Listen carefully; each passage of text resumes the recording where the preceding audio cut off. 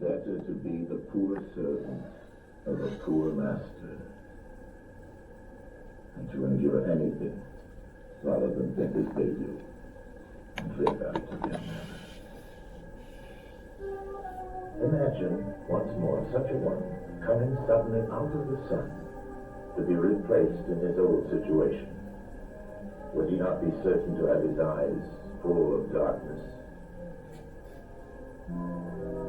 And if there were a contest of measuring the shadows, and he had to compete with the prisoners who had never moved out of the den, while his sight was still weak, and before his eyes had become steady, wouldn't they all laugh at him and say he had spoiled his eyesight by going up there?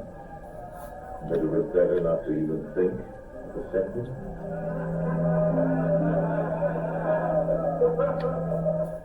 And if anyone tried to release another and lead him up to the light, let them only catch the offender, and they would put him to death.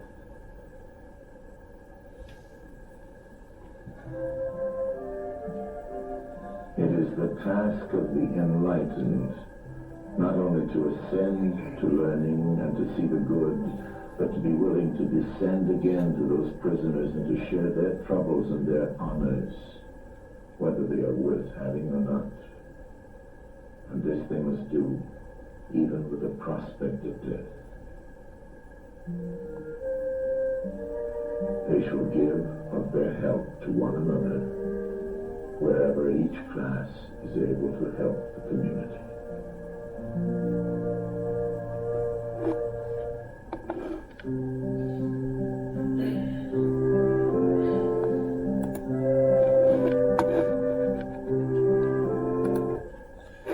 If you look up the allegory of the cave, you'll notice there's tons of videos. I have no clue how many various videos there are of it. This is book 7 of Plato's Republic, is where the allegory is described.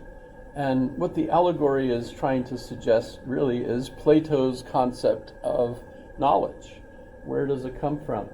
As far as Plato's theory gives us, if we can understand him, actually, it's quite difficult, I think. Lots of different interpretations of it. Remember, the main part of us is our soul. And for Plato, the soul is not a physical being, but instead is some sort of abstract, non-material, whatever, who knows. And ideas are that way also. Notice even when we think of ideas, you think of when we talk about things, we might think that words represent objects, but we know that there's a lot of words that don't represent objects because the objects are, what is love? If you try to describe love as an object, I know there's jokes about I found love on a what's the name of the highway? Some whatever kind of highway, a lonely highway. Sorry, that's a song from way back. But in any case, it could also be a score in tennis, I guess. I don't know. But what we normally mean by it is a very abstract concept. And we can really blame, I think, Plato for this, because it's his idea. What the Greek word idea used to mean, apparently, was perceiving something. So I have an idea of students, or tables and chairs, that they seem to me because I'm perceiving them. And that used to be apparently what they used the word idea for. But thanks to Plato's change with the word idea, you end up now with this idea of something existing apart from the objects that those words represent. And for Plato, those are the things that really exist. So this material world is corrupt and full of change. Nothing stays the same. Everything is undergoing a constant flux. Real things for Plato are unchangeable. They just go on for all eternity, right? And if you think, well, okay, so the world of the ideas is like a model. We might eventually say in the mind of God, for example. That's really later. That would be George Berkeley, for example, that will say that. But you get the idea. This whole knowledgeable world is not something that's here and now. It's instead something that our souls can connect to, because our souls are made the same way as the ideas themselves. I know this is a really strange idea today to explain it this way, but keep in mind that as far as we know, this is the first attempt to explain how knowledge works, at least among the Greeks. I imagine the Egyptians had plenty of stuff that they thought, but of course we're kind of lost as far as what they might have had. And so the allegory of the cave, which we see in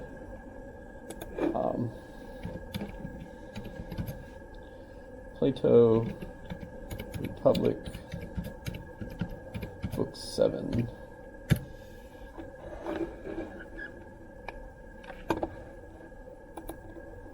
Well, this will take me right to this. By the way, I should have mentioned back a while ago some things about reading Plato. Number one, you have what are called the Stephanus numbers.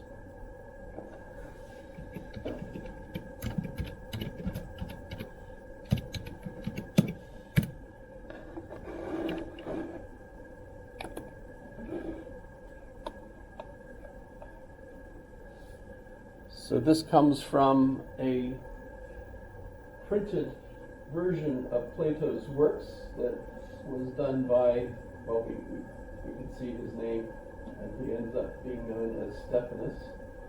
And so the Stephanus numbers are based on the 3 volumes of the original publication of Plato's works from, 1578. Right, so it's not like the original, but this, and it was in Latin. So this is the Latin translation of it, and the pages of the volumes are the numbers that are given along with the paragraph numbers, which are A through E. So A, B, C, D, E. If there's that many paragraphs on the page, so.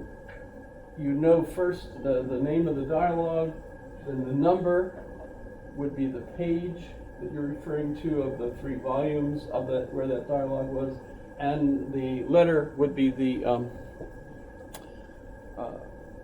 paragraph, right?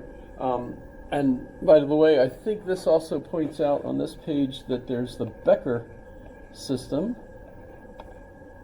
Becker numbering. So the Aristotelian books are labeled the same way. So if you're looking them up, you see a particular, Euthyphro, page 8, or it won't say page 8, it'll just say Euthyphro 8b, right? And so that's a reference to page 8 and so on. So then the other thing that did I just move right on from?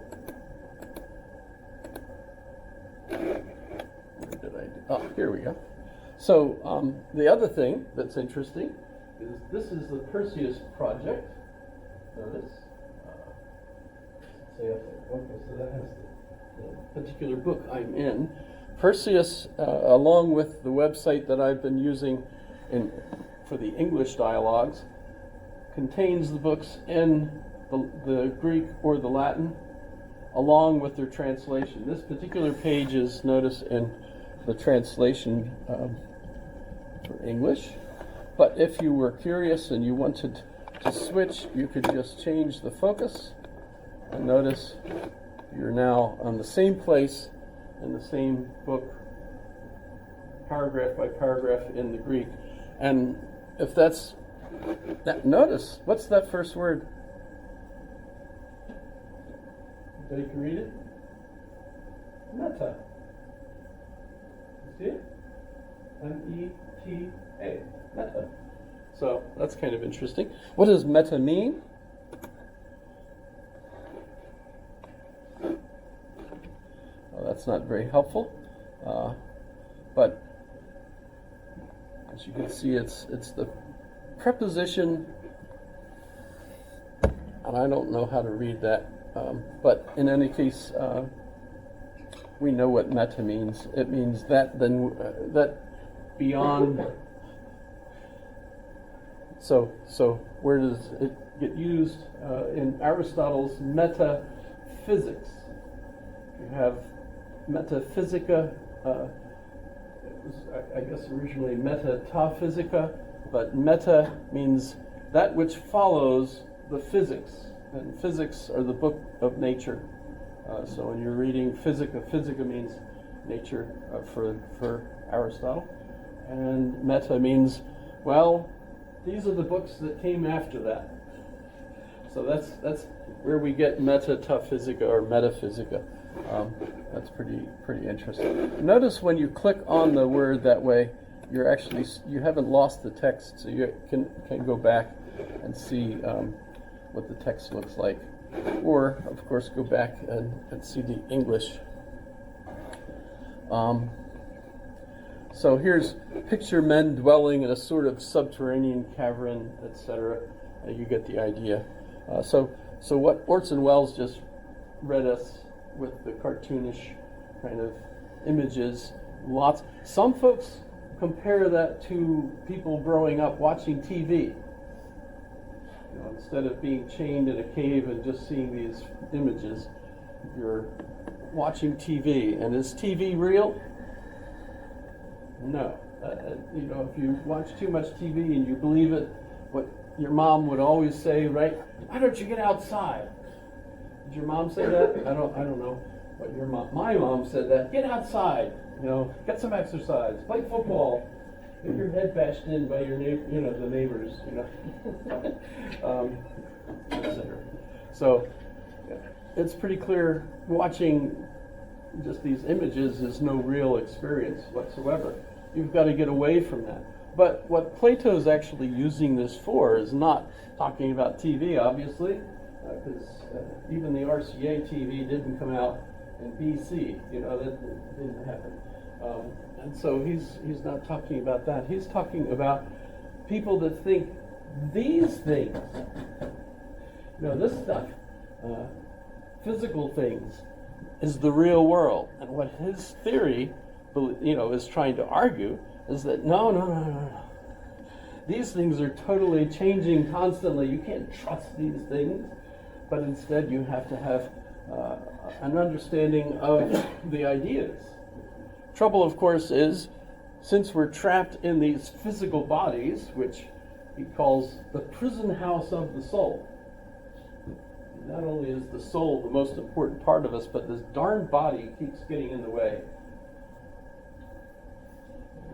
We really want to get back to the ideal world where our soul was one with the ideas, but the physical world keeps interfering with us, causing all kinds of pains and hungers and needs and things, illnesses, death, all that stuff.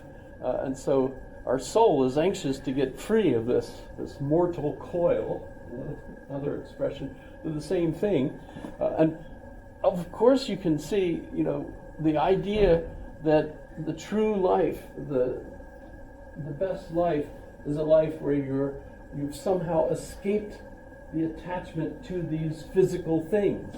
It's because for Plato, the ideal is separate from the physical world. And so doing the best we can in life to try to ignore or avoid attachment to things like pain and pleasure. You can't get rid of one without the other. Yes? Would you suppose that, religion then would be man's answer to this question, I suppose? I would, well, if you look historically, the earliest religions appear to be attempts to negotiate with the divine powers so that we could get the best produce, the best animals, the best success in battle, So they were looking for very physical things, and they created the ideas of deities that were specific to helping you grow crops. You know, make it rain. Isis is usually depicted as a Egyptian goddess hanging over, you know, the earth, you know, feeding, you know, very sexually, of course, the world. So that would presumably be the earlier religions. What is religion, by the way? We're looking for it. I have an attempted. Where am I here? I want.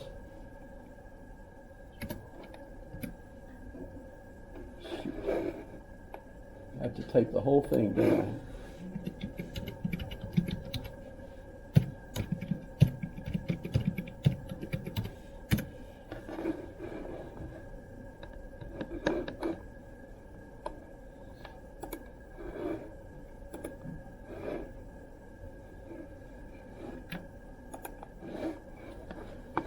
Sorry about the page, it's kind of messed up. Let's see if I can make it smaller. So what is religion? So I've used several resources in order to work on this. And my answer is, this is my answer, you can argue with it or whatever, is that it's belief in a meta-narrative. See where that is? Faith in a meta-narrative. So that's here. I have a device. I carry this darn thing around, never get to use it. But I have it, so. Backwards. I don't use it enough. Now I'm lost.